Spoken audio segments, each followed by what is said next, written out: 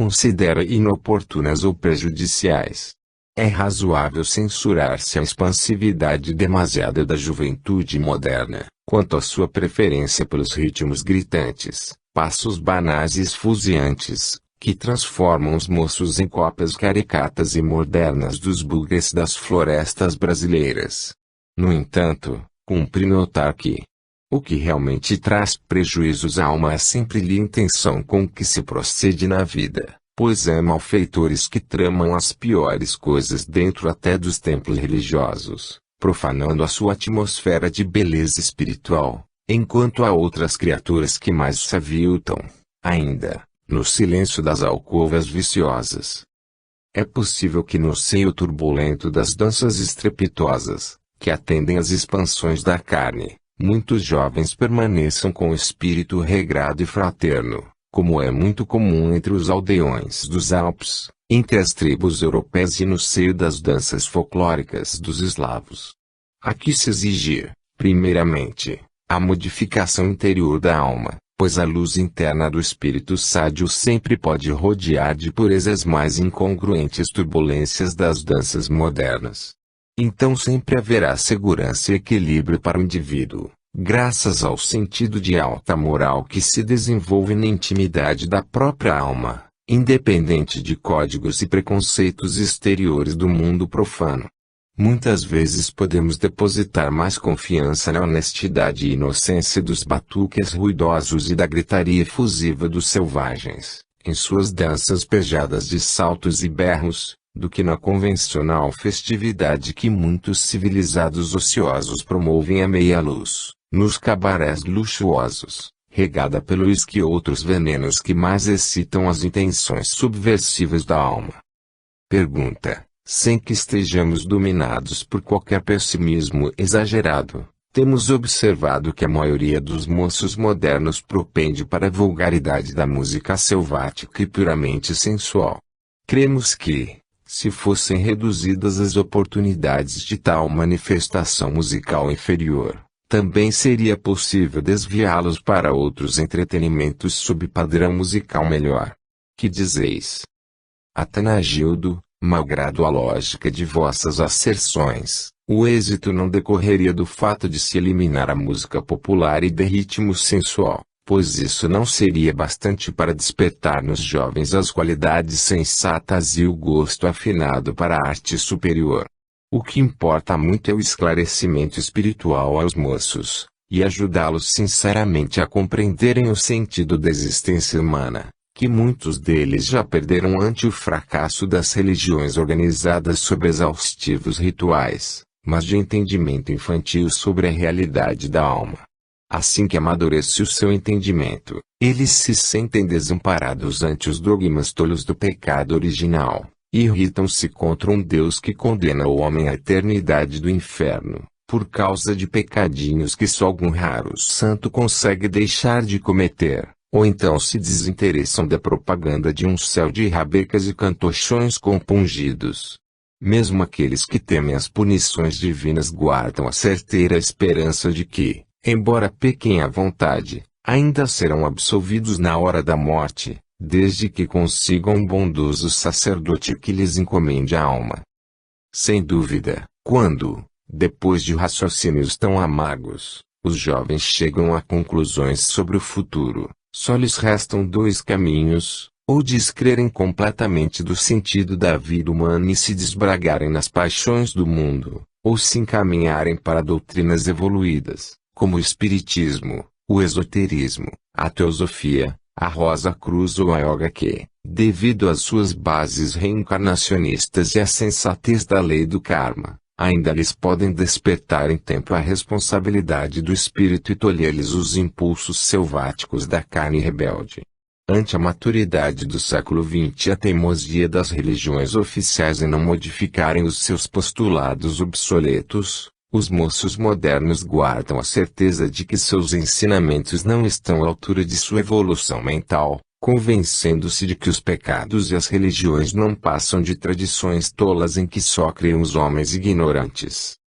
Daí, pois, a necessidade urgente de se demonstrar a mocidade, através de provas e raciocínios justos, que o espírito sobrevive à morte do corpo físico, e vem se manifestando desde os milênios findos, tendo vivido em outros corpos e entre povos da Terra ou mesmo de outros planetas, disciplinado sensatamente pela lei do karma, que regula e retifica a causa e o efeito de todos os atos humanos. Os moços precisam compreender que o homem inteligente não é o que se fanatiza pelos ritos, crendices e seitas infantilizadas, nem o que se desbraga e se arrisca às mais terríveis surpresas no além-túmulo. A verdadeira inteligência, nesse caso, é a daquele que trabalha sempre pela sua felicidade aceitando o jugo retificador da lei kármica, mas também lutando seriamente para sobrepujá-la através de sua própria emancipação espiritual.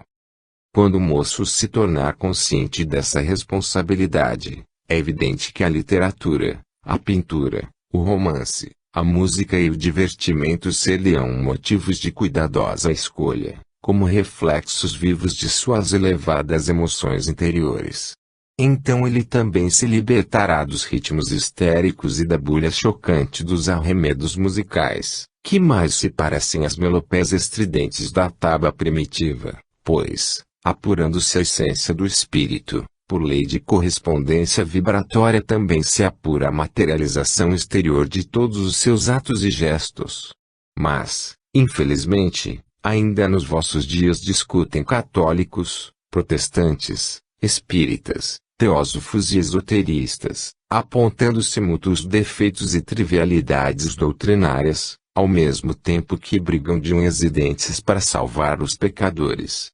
Gasta-se precioso tempo nas inutilidades das críticas e defesas de postulados do mundo provisório, da matéria, enquanto o moço também se desajusta e se desbraga, descrente de que lhes possam dar conselhos os mesmos homens que ainda não se harmonizaram em seus próprios credos.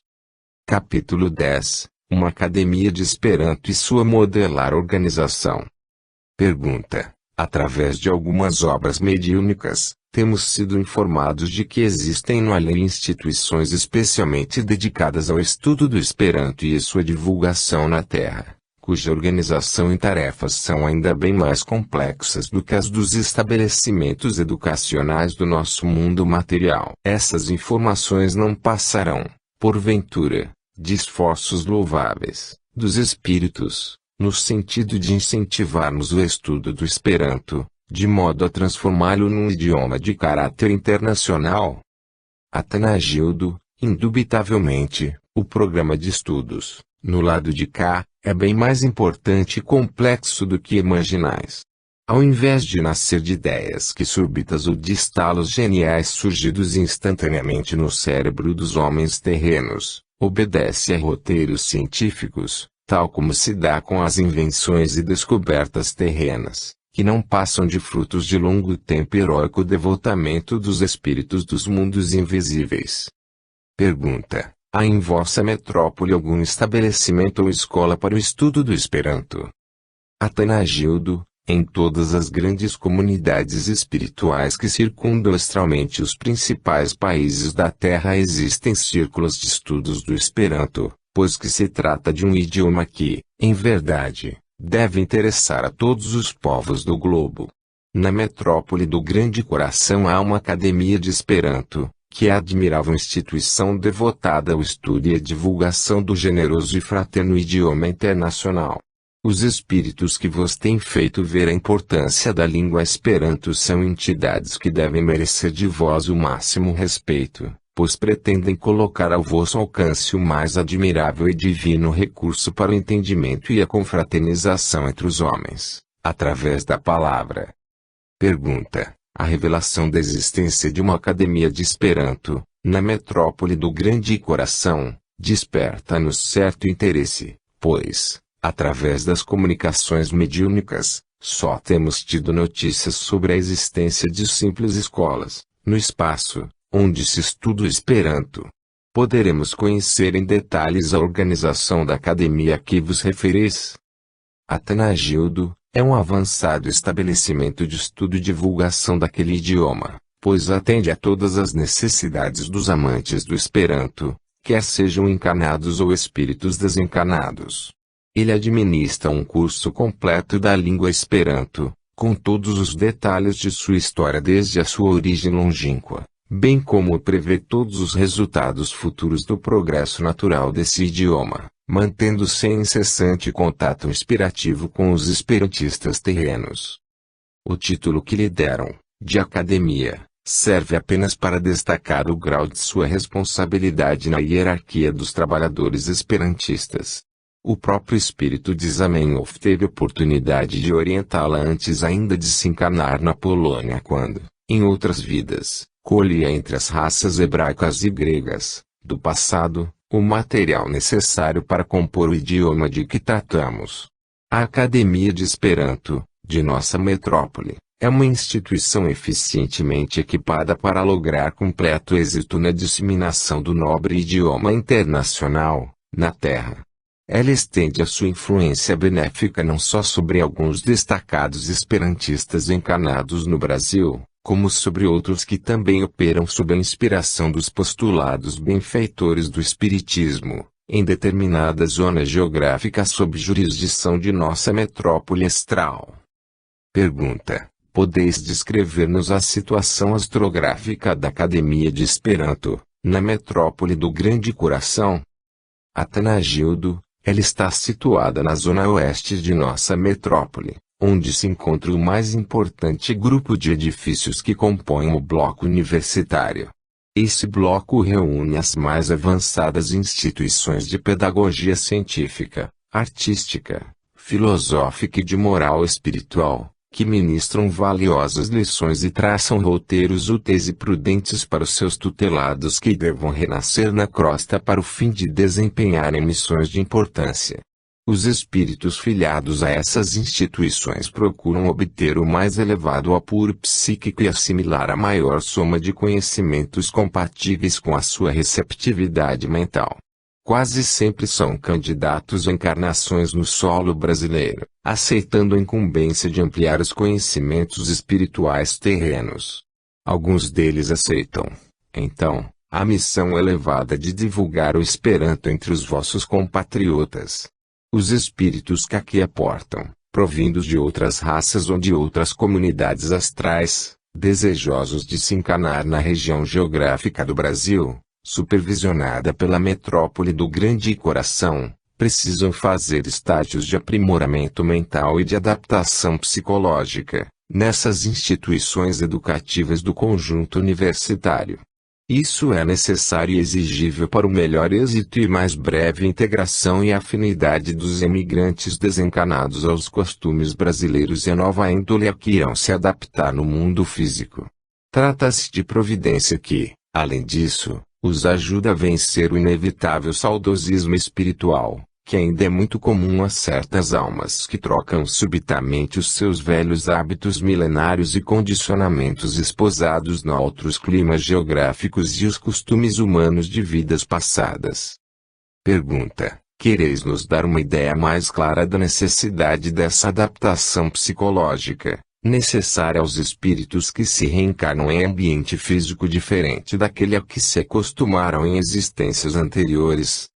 Atanagildo: sem dúvida, é bem grande a diferença de adaptação à vida terrena entre o espírito de um oriental, místico e introspectivo, e o tipo europeu ou americano, que é dinâmico e objetivo, quase sempre preocupado com a sua independência econômica no mundo provisório da carne. Há grandes contrastes psíquicos e condicionamentos, provenientes de encarnações anteriores, que podem gerar muito desajustamento espiritual na alma excessivamente emotiva, quando reencarnada em ambiente oposto à sua índole e às suas emoções comuns. Então criam-se-lhe na alma estados de misantropismo e saudosismo improdutivos, que acabrunham e oprimem, podendo levá-la à extrema melancolia. Pergunta: não vos seria fácil dar-nos uma descrição mais detalhada da Academia de Esperanto, principalmente quanto à sua configuração ou ao estilo que foi escolhido em sintonia com a sua função linguística internacional? Atanagildo: o edifício da Esperanto Academia conserva em suas linhas o estilo grego, que faz recordar o gosto arquitetônico do século de Péricles, sob o toque mágico de Fídias. O seu interior é admiravelmente adaptado às necessidades educacionais dos espíritos que ali estudam Esperanto já muito antes de nascerem no Brasil. É um estabelecimento apto para ministrar os mais avançados ensinamentos linguísticos do idioma neutro internacional, pois a sua função educativa estende-se bastante além dos mais avançados esforços educativos do século atual, preparando esperantistas para o território brasileiro, e que aí nascem já dominados pelo mais puro e santo ideal para com a causa. Observando a Esperanto Academia do alto de um promontório, pareceu-me semelhante à pitoresca e gigantesca estrela do mar, estendendo 7 ramos ou 7 garras retangulares, cujos extremos são perfeitamente arredondados, assim como as pontas dos dedos humanos. Ao contemplar o edifício, ele lembrou-me a forma de imensa mão provida de 7 dedos espalmada sobre uma grande extensão de relva esmeraldina que, repleto de craveiros, violetas, verbenas e azaleas, formava um encantador oásis cercado de bosques sedutores. Em torno desse gigantesco edifício, os canteiros estão prenhes de flores, circundando toda a sua base, na forma de coloridos cinturões que despedem reflexos luminosos e policrômicos, como punhados de pedras preciosas que houvessem sido banhadas pelo mais puro orvalho da manhã. O centro do edifício assemelha-se a uma enorme coluna vertebral, pois ergue-se aí bojuda e larga torre, de uns 200 pés de altura, talhada na substância delicadíssima e luminescente do astral e emergindo dentre suave polaridade e luz branca, que algumas vezes atinge um terno matiz azul lilás claríssimo. Dessa enorme torre redonda, que na verdade forma o eixo arquitetônico de todo o edifício, partem 7 alas de edificações de 150 pés de altura, simetricamente separadas, rodeando por todos os lados, como se fossem raios desse eixo. No ponto de convergência das 7 alas de edificações ergue-se majestosa cúpula de um creme pálido e de reflexos topazinos, que dá a ideia de um avantajado abatjor, ou quebra-luz, de forma terráquea. Todas as 7 alas de edificações estão separadas entre si por extensos jardins afunilados cujas flores, na sua maioria, são desconhecidas na terra, pois evocam as figuras de taças, cálices ou chavinas de puríssimo cristal, impregnados de luzes e cores que se modificam em seus matizes e relevos florais, na conformidade dos ângulos em que são observadas e de acordo com o farfalhar produzido pela brisa. Muitos grupos florais sobreenlaçados, na forma de cordões aveludados e transparentes, ultrapassando o nível das vastas janelas dos terceiros pavimentos dessas alas, curvando-se depois na figura de maravilhosos castiçais de volutas e filigranas translúcidas a sustentarem admiráveis buquês de flores, que só posso comparar a punhados de cravos suspensos e tecidos com fios do mais fascinante coral. As alas da Academia de Esperanto avançam decididamente por entre formosos tabuleiros floridos, do solo, assentando-se, assim, em delicadíssimos mantos de veludo esverdecentes e pintalgado de flores cor de rubi, safia e topázio, que decoram a paisagem maravilhosa. Elas emergem acima dos mais altos arvoredos e ligam-se artisticamente à torre central, que domina todo o panorama de vegetação colorida, fazendo ressaltar a sua cúpula impressionante sobre o verde esmeralda dos bosques circundantes. Sobre os umbrais das janelas espaçosas e refulgentes, que se cortam entre as paredes alabastrinas, as árvores mais altas fazem pender encantadores cachos de flores, que lembram as raras parasitas e orquídeas das florestas brasileiras, havendo algumas parecidas às espécies coloridíssimas que guarnecem os ipês floridos, da terra. A brisa faz tremular esses cachos de flores perfumadas, impelindo as correntes de ar balsâmico para o interior do edifício, que então se inunda da fragrância e da suavidade refrescante do zéfiro astral. As salas de estudos e de conferências tornam-se impregnadas de uma cor azul celeste e outra rosa e lilás, que provém de vibração fluídica do ambiente e se casam docemente sob o beijo amoroso da luz astralina. São cores indescritíveis, sob cuja influência fiquei extremamente sensibilizado, enquanto minha alma mergulhava na mais terna atmosfera de paz e ternura espiritual. Diante desse admirável edifício que é a Academia de Esperanto, cujas linhas principais foram inspiradas na beleza helênica, não pude me furtar à evocação da saudosa Grécia, que fora para mim um dos mais lindos cenários no aprendizado espiritual, muito antes ainda da descida do inesquecível Nazareno às sombras do planeta Terra. Recordando o admirável esforço dos filósofos gregos, entre os quais também viveu Zamenhof, à procura da divina harmonia entre o pensamento e a sonoridade da palavra, eu descobria nas linhas majestosas da Esperanto Academia, de nossa metrópole, um prolongamento feliz daquele passado ainda tão expressivo ao meu espírito, pois aquilo que os gregos não tiveram tempo de concretizar naquela época tão longínqua, os técnicos, mentores e estudiosos do Esperanto conseguiram realizar para o desenvolvimento do idioma internacional fraterno. Pergunta: por que motivo a configuração arquitetônica dessa academia foi inspirada no estilo grego e não no das edificações do Brasil, o que seria muito mais simpático à comunidade brasileira do grande coração?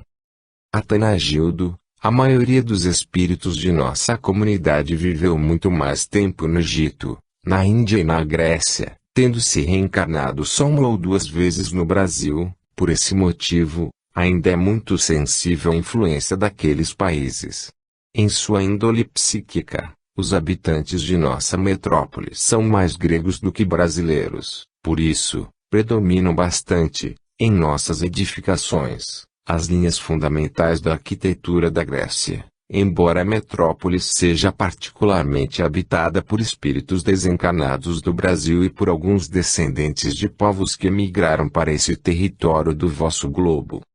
Esse é o motivo por que na Academia de Esperanto e também no Palácio das Artes da metrópole dominam as linhas nobres da admirável arquitetura da civilização helênica, em cujos cenários se moveram as figuras grandiosas e impressionantes de Sócrates, Platão, Pitágoras, Apolônio de Tiana, Anaxágoras, Aristóteles e outros. O panorama astral de nossa tranquila metrópole, com suas recordações emotivas da pátria de Fídias e Péricles, harmoniza-se perfeitamente com a índole dos seus moradores, que ainda vibram ante as recordações da Grécia.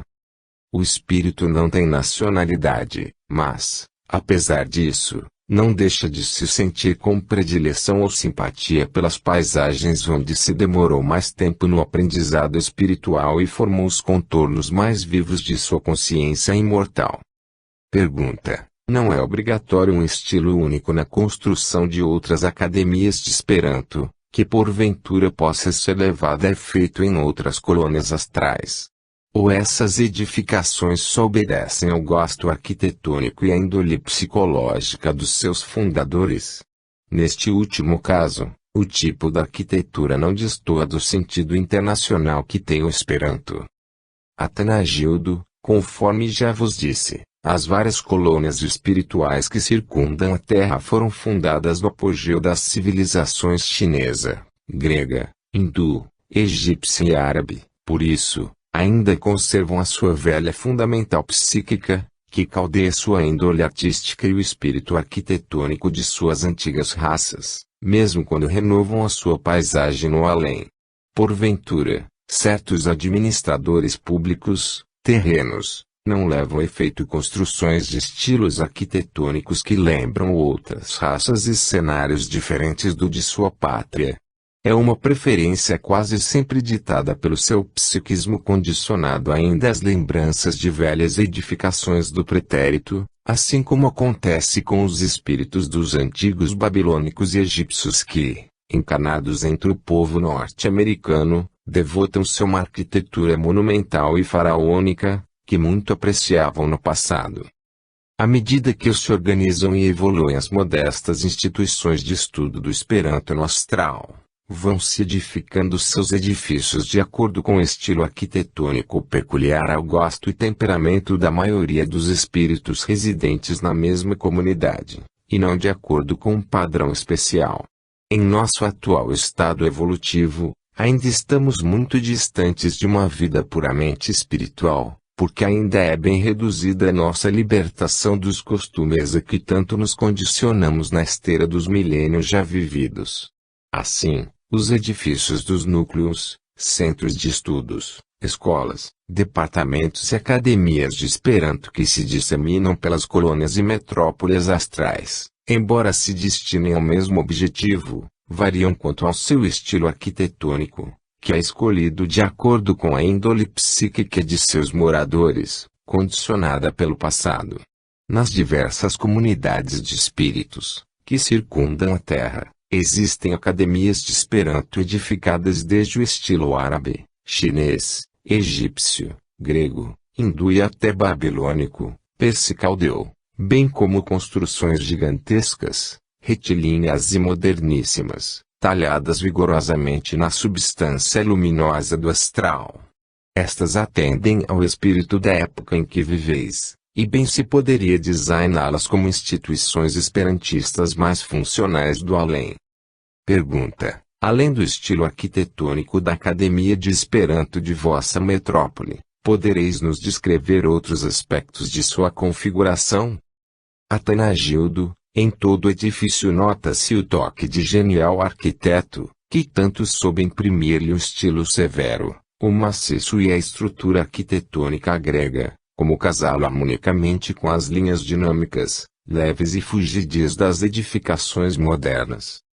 O majestoso edifício é servido por extensa e larga avenida, que parte do centro da metrópole e termina exatamente diante do grande portal da academia. Assemelha-se à vasta pista de porcelana em cor topázio, cujos revérberos amarelo claro refugem entre os espessos tabuleiros de vegetação verde seda luminosa, que se encontram marginando a avenida, formando encantadora moldura viva de suaves tons de carmim. O imenso portal do edifício dá entrada a um vasto patamar de cor cinza azulada e vítrea, todo circundado por suave escadaria esculpida num tom rosa e lilás, que lhe forma atraente moldura, como se fora a base de suntuoso monumento. Sobre esse extenso patamar, que mais se parece admirável salão polido entre as frondes verdejantes, assentam-se 7 colunas esguias, esculpidas sem frisos de baixo relevo, suportando a cobertura gigantesca e confeccionada de uma só peça. Esta imensa laje de vidro rosa cristalino e muito claro, onde a luz solar revela todos os relevos internos, fascinantes, cujo rendilhado indescritível deixaria boquiaberto o mais genial ourives terreno. Os bordados então se refletem sobre o solo polido, de cor cinza tênue, que se transforma num fascinante espelho a reproduzir os próprios relevos e as cores do gigantesco alpendre superior. Quando a brisa move os fluidos astrais que impregnam o ambiente, multiplicam-se os revérberos lilazes, os tons rosa e salmão, casando-se aos ternos matizes de um azul celeste que mais parece uma poeira de arminho irisada pelo sol e flutuando em torno das colunas alabastrinas. O portal majestoso, mas sem os exageros da suntuosidade inútil, situa-se no centro da fachada alabastrina, enquanto mais à sua frente se enfileiram, paralelamente, as 7 colunas que sustentam a maravilhosa lousa de cristal rosa, da cobertura da área frontal. Sobre o portal, que sempre está envolvido numa aura multicor, corre em toda a sua extensão friso rendilhado de arabescos e grinaldas finíssimas, em 2 tons safirinos, claro e escuro, mais abaixo, formando a fronte grandiosa do portal, encontra-se o brasão esperantista da Academia da Metrópole do Grande Coração. Trata-se de uma formosa cruz talhada no mais belo azul que já me foi dado vislumbrar. Na junção dos seus braços, encontra-se um grande coração de cor rosa, tendo no centro o globo terrestre, cujos oceanos estão decorados num tom esmeraldino, enquanto os continentes o estão em uma cor verde claro, contrastando com o verde escuro que representa os relevos do solo. Todo o conjunto desse atraente brasão destaca-se sobre um fundo formado por uma aura luminosa, que salienta suavemente os contornos da cruz azul celeste, polarizando-a num matiz prateado e fazendo-a irradiar suaves reverberações contra a cor alabastrina das paredes do edifício da academia. Na linha do equador desse globo terrestre, corre uma cinta em lilás bem claro, emoldurada por dois frisos finíssimos e argênteos. Sobre a cinta, em letras de alto relevo e num branco imaculado, lê-se a frase já tão consagrada pelos esperantistas terrenos: o Esperanto é o evangelho das línguas. Mais tarde, deparei com outras frases semelhantes nos salões de estudos e labores da academia, dentre as quais destaquei, principalmente, esta máxima: o Esperanto é a sinfonia verbal do espírito, através da instrumentação humana. As colunas esguias são transparentes e alongadas, mas amplas nas bases, e erguem-se sobre 7 coxins de substância astral marmorínea. Todas são interpenetradas de luz e fazem distinguir as suas graciosas volutas e relevos interiores, que sobem em movimentos preguiçosos até os seus ramos poderem se adelgaçar sobre os sulcos de finíssimos bordados, que então formam caprichosos balados produzidos pelas espirais em torno dos capitéis superiores. Essas colunas alabastrinas se tornam também vivíssimas durante o dia, com as suas volutas e rendilhados a subirem internamente, na forma de cordões topazinos com folhas rosadas e lilazes, que me fazem evocar as formosas orquídeas e as fascinantes parasitas silvestres das matas brasileiras. Graças a uma técnica para cuja explicação não encontro vocábulos, todo o edifício esperantista permanece sempre imerso em suave aura de luz esmeraldina, que muito se deve à concentração energética em torno da sua cúpula creme claro. Essa cúpula é um excelente captador de luz do sol, e a canaliza para o interior da torre central, na forma de emanações balsâmicas que, em seguida, a torre irradia e distribui para as 7 alas que se encravam na mesma. Assim como sucede, à noite, com a abóbada do templo da metrópole, a cúpula do edifício da academia se assemelha a imenso quebra-luz luminoso, que enfeita toda a zona do oeste, destacando-se na forma de atraente fonte de luz polarizada. Essa luz funde-se com a aura luminosa dos edifícios adjacentes, contribuindo admiravelmente para proporcionar uma claridade celestial ao florido subúrbio universitário. A Academia de Esperanto lembra a figura de majestoso palácio materializado pela magia de um poderoso gênio oriental, mas que souber aliar em sua edificação a ternura do santo à genialidade do sábio. Pergunta: os estudos e os trabalhos educativos levados a efeito na Academia de Esperanto da Metrópole do Grande Coração estão também a cargo de departamentos semelhantes aos do mecanismo pedagógico terreno? Ou se resumem em providências de natureza mental, e unicamente no plano inspirativo, devendo caber aos terrenos a tarefa principal do aprendizado? Atanagildo, a Esperanto Academia, da nossa metrópole, subdivide-se em vários departamentos destinados a labores e estudos especializados, ligando-se às outras instituições e associações esperantistas que existem nas principais comunidades de espíritos desencarnados e pertencentes a outras raças também interessadas no estudo do Esperanto. Nos múltiplos labores astrais, destinados à divulgação do idioma esperantista na Terra, congregam-se milhares de técnicos, filósofos, cientistas e historiadores que, depois de convenientemente preparados, devem renascer em várias raças terrenas e operar abnegadamente para o progresso do nobre idioma internacional. Quer encarnados, quer desencarnados, eles trabalham ativamente para o êxito da internacionalidade do idioma, ora apressando a divulgação do seu mecanismo verbal, ora participando de movimentos fraternos de elevada espiritualidade, que favoreçam a renovação cristã do cidadão terreno. Na realidade, a missão Esperanto ainda não terminou porque, ao lado do progresso mental, artístico, científico e religioso do homem terreno, também surgirão novos matizes de beleza e de riqueza verbal, que só um idioma esperantista poderá traduzir através das altas inspirações dos seus mentores siderais. Pergunta: qual a feição interna dessa academia de Esperanto? Atanagildo: o interior de todos os compartimentos situados nas vastas alas que se prendem à coluna central do edifício é completamente translúcido. A luz astral, suave e balsamizante, transfere-se de um aposento para outro, com cuja fusão se produzem os mais formosos matizes coloridos. Conforme a natureza das emanações mentais e emotivas das criaturas ali presentes em sintonias com os trabalhos em execução, o ambiente luminoso e colorido se influencia e se modifica vibratoriamente. Embora sempre persista um único matiz de luz ou uma cor particular a constituir o fundo luminoso do ambiente da academia, em cada uma das suas alas se pode distinguir um tom de cor diferente condizente com a sua função principal. É um matiz que se destaca sobre o fundo permanente colorido e luminoso de toda a instituição. A torre central do edifício também possui a extraordinária propriedade de absorver todos os matizes de cores que procedem dos aposentos laterais,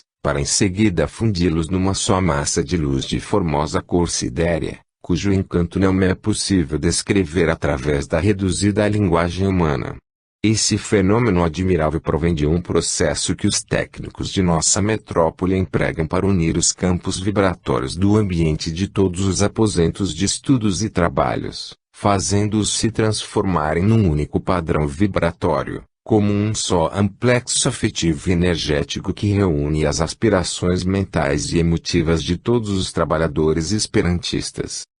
Essa fusão das cores e do psiquismo das almas que ali estudam e colaboram termina compondo a aura local, ou seja, o tema psíquico fundamental, que destaca a função e a natureza educativa da Academia de Esperanto entre as demais instituições acadêmicas que compõem o bloco universitário da metrópole do Grande Coração.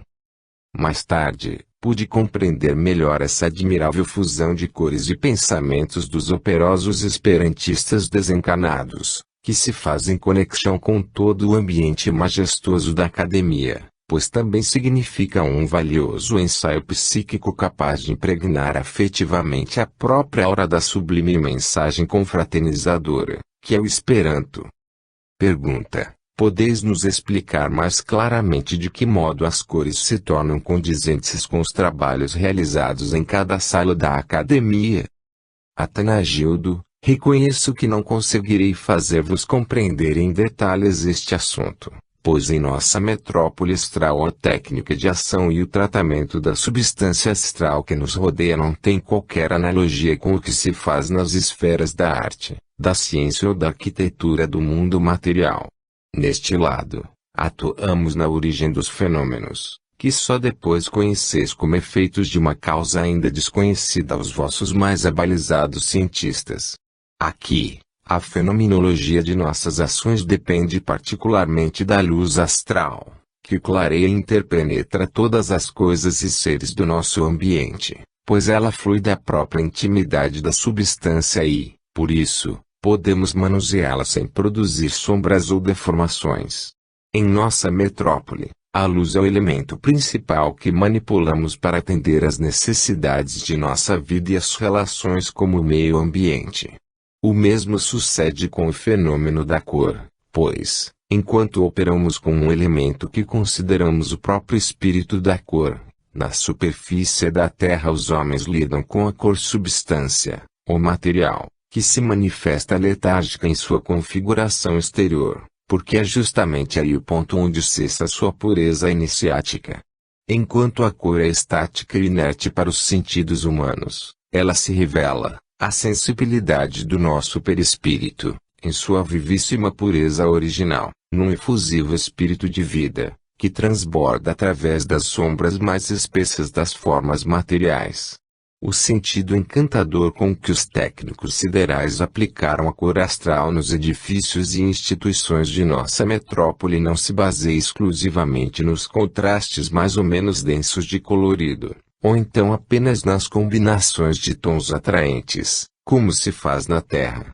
O fascínio indescritível da nossa cor provém mais de um aceleramento íntimo e energético que produz o acasalamento de duas ou mais cores porque, ao se unirem, proporcionam um novo tema espiritual, que pode atuar e influir prazenteiramente na intimidade de todas as coisas e seres ao seu redor. Desse empreendimento que, no mundo material, resultaria apenas em mudança de colorido, se produzem aqui admiráveis alterações benfeitoras e que proporcionam vibrações venturosas no próprio psiquismo dos seus moradores. Aqui, a cor é aproveitada na sua própria frequência energética, que influi diretamente em nosso campo psíquico, ao invés de ser um efeito puramente decorativo e dependente exclusivamente da capacidade da visão física. Para vossa melhor compreensão, direi que o fenômeno se processa tal como se um cego, aí na Terra, penetrasse sucessivamente em vários aposentos coloridos,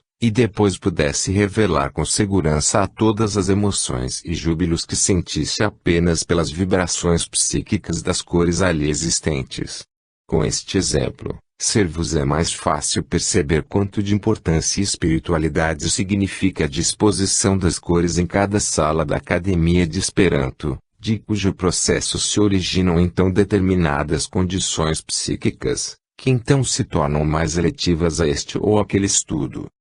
Pergunta: gostaríamos de compreender ainda melhor essa vossa explicação sobre as características das cores que influenciam a Academia de Esperanto. Podeis atender-nos? Atanagildo: pois não. Conforme a natureza do trabalho, estudo ou pesquisa que se realiza em cada sala da Academia de Esperanto, permanece nela a cor necessária ou predileta que mais se afiniza e compõe a atmosfera emotiva ou energética do ambiente. Mesmo no vosso mundo, não achais que o vermelho é excitante, o verde afável, o azul claro sedativo e o roxo melancólico? Essa salutar distribuição de luz e cor consegue despertar nos obreiros reflexões e estados de espírito que mais se afinizam à natureza exata das tarefas e dos objetivos educativos em execução. E como todos os labores e problemas esperantistas executados e resolvidos nessas salas deverão receber exame e aprovação da administração da Academia, que se situa na torre central do edifício, é para ali que converge depois toda a atmosfera das 7 alas onde se situam as salas de estudo, que depois se funde numa só tonalidade, ou matiz, compatível com a natureza espiritual e a missão da Academia de Esperanto. Mas repito-vos, o mecanismo que influencia as cores, a ponto de intervirem no psiquismo dos moradores de nossa metrópole, provém da luz, que é a energia fundamental da vida superior, sob cujo toque todas as coisas e seres se vivificam e se renovam. Assim que logramos um nível espiritual mais alto, compreendamos que, em qualquer sentido e plano de manifestação, a luz é, realmente, o principal motivo de vida. Deus, em verdade, é a luz, como disse o apóstolo João. Basta que assim digamos, e nos contentemos em saber que a luz, em seu soberbo poder de alquimia espiritual, significa o misterioso plasma do próprio Deus. Pergunta: poderíeis nos descrever a função específica de cada um desses departamentos de estudos onde trabalho, existentes na Academia de Esperanto? Atanagildo: não posso apresentar-vos uma exposição absolutamente minuciosa do assunto, pois sou ainda um modesto aprendiz esperantista, preparando-me para a próxima reencarnação. Não participo integralmente do trabalho dos departamentos da Academia, mas tão somente do seu setor de propaganda. Entretanto, poderei dar-vos uma ideia de suas funções principais, à altura de vossa compreensão, historiando a organização de seus departamentos, que são os seguintes. 1. Departamento Histórico. É o departamento da Academia que se preocupa muitíssimo com o estudo de todos os dialetos e línguas primitivas, faladas desde a Lemúria e a Atlântida, inclusive os idiomas sagrados das classes sacerdotais de todos os tempos, destacando-se principalmente o sânscrito, que sobreviveu em grande parte. Devotou-se particularmente ao exame das línguas tronco-dos-árias e demorou-se no estudo do latim, a fim de verificar a natureza precisa de suas raízes idiomáticas e selecionar os temas fundamentais mais apropriados, para consolidar as bases imutáveis do idioma Esperanto.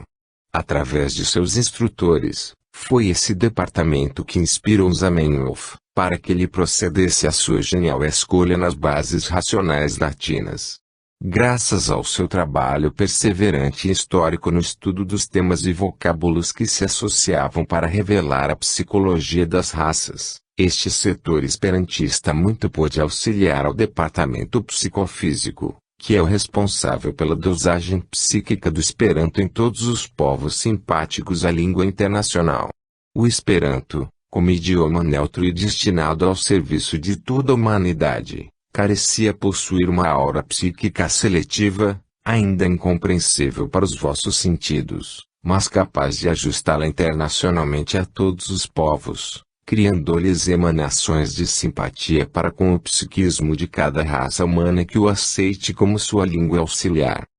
Certas vezes, os tradutores de um idioma para outro cometem equívocos tais, que chegam a mudar a ideia íntima de algumas palavras, por não poderem assimilar o pensamento exato do autor, que só é entendível pelo psiquismo comum de cada raça. Existem casos em que as mesmas exclamações que retratam alegria, em certos povos, noutros países só servem para interpretar estados psíquicos de medo ou de susto. Daí a necessidade do trabalho conjugado entre o departamento histórico e o psicofísico, do Esperanto, de modo a não serem violentadas as tradições de raça, quando no uso do idioma internacional. Houve necessidade de se harmonizar a função dos vocábulos esperantistas com o psiquismo de todos os povos, para que depois não ocorressem os inconvenientes comuns a certos idiomas, quando uma mesma palavra pode significar ideia antagônica no ambiente de outro povo. 2. Departamento de Fonação. É o setor que mais se preocupa com a sonoridade do Esperanto, tendo-se devotado principalmente ao estudo dos acordes respiratórios e a sua ação conjugada com as cordas vocais, que são responsáveis pelo mecanismo natural da fonação humana. Empreendeu as mais inteligentes providências e exaustivas experimentações para evitar que a pronúncia do Esperanto se abastardasse num efeito ou vício puramente nasal, ou que então se tornasse excessivamente seca e árida, ou talvez de natureza puramente gutural. Muito antes de Zamenhof compor o Esperanto no mundo terreno, os técnicos desse departamento de fonação já haviam estudado a pronúncia dos principais povos e raças terrenas, examinando-a letra por letra, vocábulo por vocábulo e oração por oração, a fim de conhecerem todos os seus efeitos positivos e as modificações que deveriam se produzir, no futuro, através da combinação das palavras a serem articuladas no idioma Esperanto. E ainda hoje estudam os prováveis efeitos que, no terceiro milênio, hão de se verificar nas cordas vocais dos povos e raças sobreviventes à próxima seleção espiritual de fim de tempos, quando então o Esperanto será um idioma consagrado por toda a humanidade terrena. Os experimentos e pesquisas desses técnicos geniais têm se verificado principalmente em torno do chakra laríngeo, ou seja do centro de forças etéricas que se situa de frente à garganta física, bem próximo do plexo faríngeo nervoso, à altura de 6 milímetros sobre o conhecido duplo etérico, que liga o perispírito ao corpo físico durante a encarnação do espírito. O chakra laríngeo, que já deveis conhecer e que os hindus chamam de Visuddha, é o centro etérico responsável pelas atividades vocais e também pelas funções do timo tireoide. É tal a sua importância e valiosidade na voz humana, que durante a puberdade é ele que regula a voz nos jovens, entre a infância e a fase adulta, é muito ativo e brilhante nos grandes cantores, poetisas célebres e oradores famosos pela sua eloquência. A sua função é de suma importância no êxito e intercomunicabilidade do Esperanto. A sua cor é de um azul claro, matizado de suave lilás, o que lhe dá um tom violeta, branco, mas o seu aspecto geral, Quando em boa disposição funcional, lembra a tonalidade de formoso raio de luar pousado sobre o mar tranquilo. Mais tarde, sem poder esconder a minha surpresa, pude verificar que esse chakra se compõe de 16 raios ou 16 pétalas, as quais, por sábia coincidência, se conjugam e afinizam perfeitamente as 16 regras fundamentais do mecanismo internacional do Esperanto, revelando a mais curiosa e profética inter-relação vocálica, idiomática e fonética. Os clarividentes terrenos bem desenvolvidos poderão vos comprovar que o chakra laríngeo tanto se acentua como se reduz em sua cor azul claro fundamental, assim como varia em tamanho e luminosidade, influenciando-se conforme o potencial e a qualidade verbal da criatura humana. É um dos chakras que também influi muitíssimo nos demais centros de forças e nos plexos nervosos do organismo humano, porque o ato da materialização das ideias através da fonação é fenômeno que concentra todas as forças etéreo-magnéticas do perispírito, atuando em vigorosa sintonia com os demais centros etéricos reguladores das funções orgânicas. A sua função e o seu aspecto colorido modificam-se rapidamente de acordo com a sonoridade, a agudeza ou intensidade com que sejam pronunciadas as palavras pelo homem. Existe mesmo certa disposição peculiar ao seu funcionamento, já bastante conhecida e distinguida por alguns yogas e ocultistas exercitados, para produzir variações funcionais de conformidade com o próprio idioma e a psicologia de cada raça terrena. Tive oportunidade de observar interessantes experiências no departamento de fonação da Academia de Esperanto, que comprovaram que os dialetos obscuros e a algaravia confusa de certos aldeões brutalizados costumam reduzir o diâmetro do chakra laríngeo até torná-lo do tamanho de uma moeda de um cruzeiro, fazendo-o apresentar um aspecto sujo e um tom azul índigo, sem luminosidade satisfatória e aparentemente sem rotação. Entretanto, graças a um admirável aparelho de projeção sobre uma tela vítrea, transparente, pude apreciar diversos efeitos belíssimos que se produziam pelo chakra laríngeo, quando famosos cantores terrenos, em suntuoso teatro latino, executavam trechos da ópera Norma, de Bellini. O efeito foi surpreendente, quando o soprano atingiu o clímax da extensa área da casta diva, pois o seu chakra laríngeo, regulador da região vocal, devia ter atingido a uns 20 centímetros de diâmetro, espargindo fulgores do mais fascinante e inconcebível lilás, que se emoldurava por uma aura de intensa luminosidade argêntea, como se fora um beija-flor imóvel no espaço, sustentado apenas pelo rápido movimento de suas asas. O pensamento da cantora fluía para as cordas vocais de sua laringe, na mais divina e perfeita comunicabilidade vibratória do seu espírito. Noutra experiência mais coletiva, senti-me extasiado diante de formoso quadro melódico que se me apresentou, quando os técnicos focalizaram o palco de outro teatro, na Itália, onde se representava a cavalaria rusticana, exatamente no momento em que o coro executava a cena diante da igreja, cantando de modo calmo e reverente a encantadora melodia da Regina Coeli, que fazia vibrar o ambiente sob o êxtase religioso. A altura da laringe de cada cantor componente do majestoso coro que precede o famoso intermezzo da rusticana, o chakra laríngeo se assemelhava a refulgente esfera, despedindo fulgores lilazes e azul claro, que eram alimentados pelos eflúvios mentais ajustados às mais altas vibrações da ideia musical daquele momento.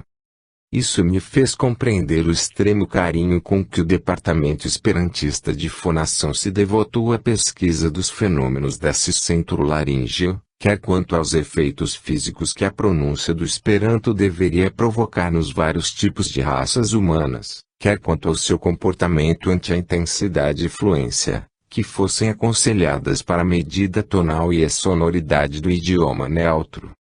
O principal objetivo dos técnicos siderais foi o de harmonizar a pronúncia iniciática do Esperanto com as correntes etéricas e circulatórias do perispírito, que entre os ocultistas são muito conhecidas sob a denominação de tátuas. Só depois que o perispírito, devido à evolução humana, adquiriu o seu equilíbrio etérico funcional, e que o seu chakra laríngeo sensibilizou-se para o controle e estímulo das combinações verbais, que seriam próprias do modo esperantista de falar. É que o alto cogitou de enviar à Terra o espírito que mais tarde se chamaria Luiz Lázaro Zamenhof, com a missão especial de materializar pela voz humana o idioma de há muito já cultivado no além.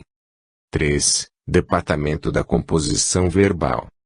E o departamento que se encarrega exclusivamente da aplicação específica das 16 regras fundamentais do idioma esperantista, quer quanto à sua natureza de fixação e suas desinências, tanto quanto ao caráter ativo e inativo dos verbos das vozes humanas e qualquer acréscimo de novos vocábulos autônomos. A sua ação tem se circunscrito particularmente ao estudo direto da composição léxica e ao da sintaxe do idioma, disciplinando seu curso perfeito e a sua coerência no uso verbal do mundo físico.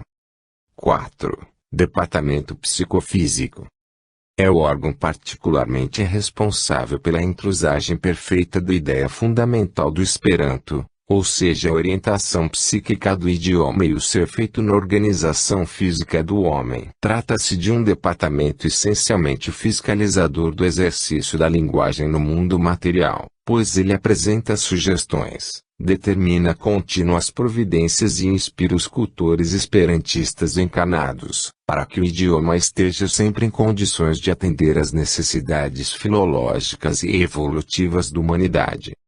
Assumiu a severa responsabilidade técnica de ajustar as articulações físicas do Esperanto ao molde facial do homem selecionado do terceiro milênio, e que será o profetizado cidadão resultante da próxima seleção espiritual à direita do Cristo, devendo fazer jus a um idioma sereno e harmônico que, ao ser articulado, não lhe estigmatize a harmonia do rosto, nem lhe provoque esforços exagerados e esgares circenses, como ainda acontece com certos dialetos e línguas bastardas terrenas. Indubitavelmente, é fácil de se notar que as angústias, as insatisfações, os sofrimentos, as frustrações e os vícios perturbam muitíssimo a harmonia da face humana e marcam-na com sulcos e cicatrizes que são os estigmas produzidos pela mente enfermiça. As explosões de cólera não só tomam os olhos com gestos e os lábios trêmulos, como fazem com que a fisionomia mais bela se tome hostil sob a atuação dos pensamentos agressivos.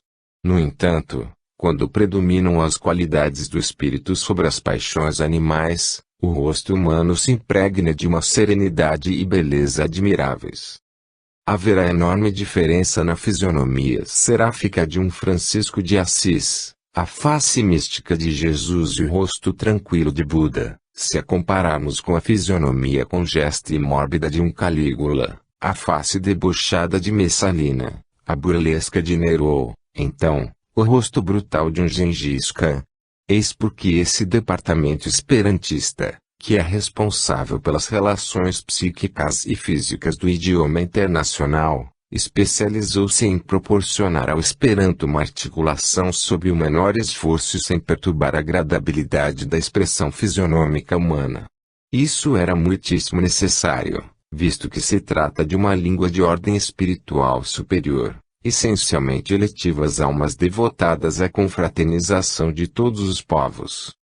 Em resumo, cumpriu a esse setor de trabalho esperantista, no espaço, a tarefa de evitar os esgares ridículos e as agitações fisionômicas no uso do Esperanto, que são muito comuns durante a articulação de certos dialetos dos povos neuróticos e exageradamente emocionais, cujo vozeiro atropelado, conjugado à prodigalidade de gestos e expressões caricatas no falar, os ajustam perfeitamente aos seus idiomas bárbaros. Num mesmo país, varia extraordinariamente a expressão verbal dos seus habitantes. Na França e na Itália, por exemplo, é muito grande a diferença de musicalidade e delicadeza de expressão verbal, se a comparardes as algaravias derivadas dos mesmos idiomas, faladas pelos campônios rústicos. A humanidade do porvir encontrará no Esperanto o mecanismo ideal para interpretar verbalmente os seus pensamentos elevados, sem exigir alterações na fisionomia ou esforços respiratórios desordenados e entrecortantes. Graças à eliminação das dificuldades próprias dos excessivos grupos de consoantes, que ainda causam detestáveis discordâncias verbais em muitos idiomas terrenos, o esperantista não precipita nem acelera o mecanismo de sua língua, mas fala com distinta sonoridade e limpeza de expressão. No departamento astral psicológico,